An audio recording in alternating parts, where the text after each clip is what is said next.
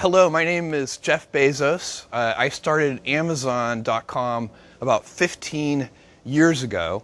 Tons of stories from the early days. We started the company in my house.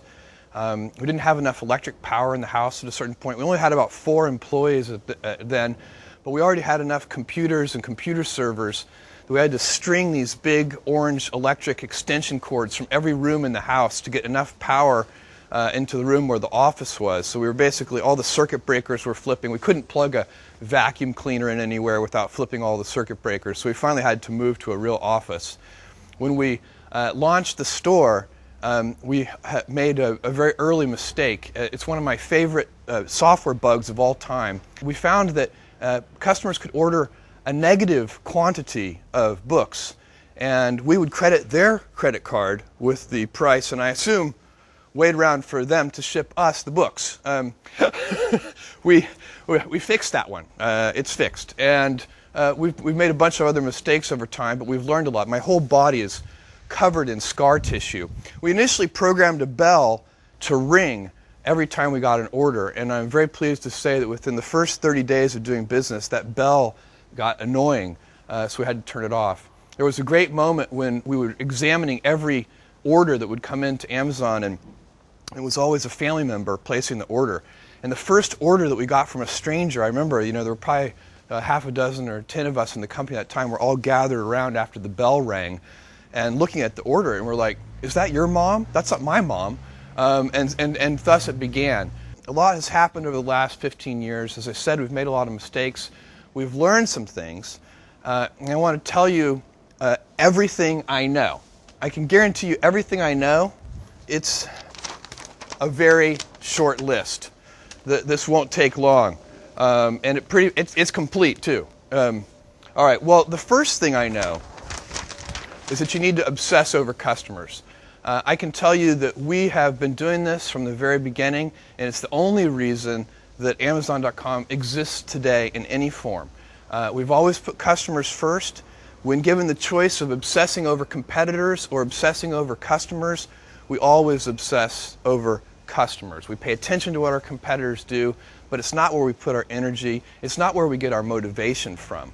We really like to start with customers and work backwards. And again, that is the key thing that I know, and it covers a lot of other mistakes. If you're truly obsessed over customers, it'll cover a lot of errors. The second thing I know is invent.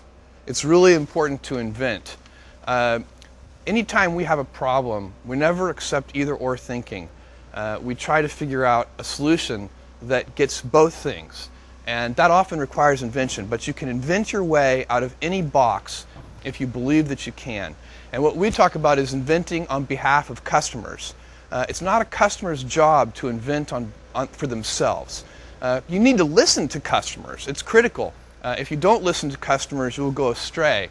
But they won't tell you everything, and so you need to invent on their behalf. And that focus on invention has served us well. Some of the recent things, even Kindle, not just Kindle, but EC2, the Elastic Compute Cloud, these are things that we would have never gotten to if we didn't have an inventive culture. But also, those are kind of large grain things, but there are small things too. And then, think long term. This is really critical.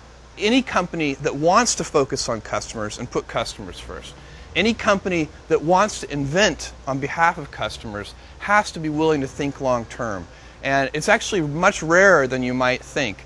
I find that most of the initiatives we undertake may take 5 to 7 years before they pay any dividends for the company. They may start paying dividends for customers right away, but they often take a long time to pan out for shareholders in the company. So that ability to think in sort of 5 years and 7-year time frames really is very, very useful for us, and it's definitely one of the things that I know. It requires, by the way, and allows a willingness to be misunderstood. If you think long term, many of the inventions that we undertake, maybe if they're disruptive in any way, they may not be understood in the early innings, and it's always been very important for us to think long term so that we can tolerate being misunderstood. We've been called Amazon.toast, Amazon.con, many different things, many of them not appropriate for a video. And if we think we're right, then we continue. If we think we're wrong, if we're criticized about something we think we're wrong, we change it. We fix it. So it's important to really think about those things, but never to buckle to sort of standard kinds of pressures that come on that really force short-term thinking. And it's a huge competitive advantage to be able to think long-term, and you get to serve customers much better. All right. That's all that I know, really. I know one more thing. I'll save it for the end.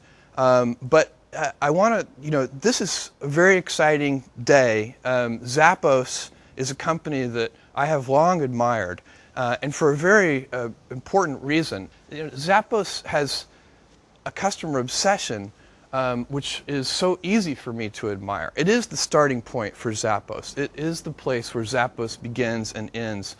And that is a very key factor for me. And I'm kind of, I get all weak-kneed when I see a customer-obsessed company. And Zappos certainly is that. Zappos also has a totally unique culture. It's unique. I've seen a lot of companies, and I have never seen a company with a culture like Zappos's. And I think that that kind of unique culture is a very significant asset, and I'm super excited about that. I've spent a lot of time talking with Fred and Alfred and Tony, and I have a good feeling for how important that culture is to Zappos, the Zappos brand, the Zappos customers, the Zappos employees. And that culture and the Zappos brand are huge assets that I value very much, and I want to see those things continue. And you're in such great hands with Fred, Alfred, and Tony. That's a really big deal. I've seen a lot of leaders of companies too, and I haven't seen people better than those three.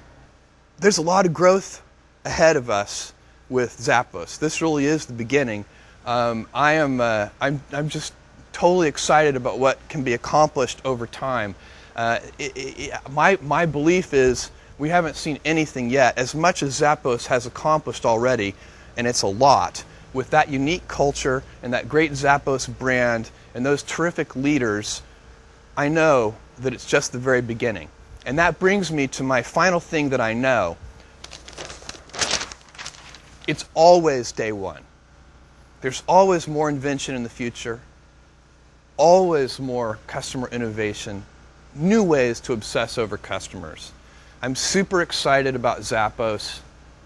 Thank you.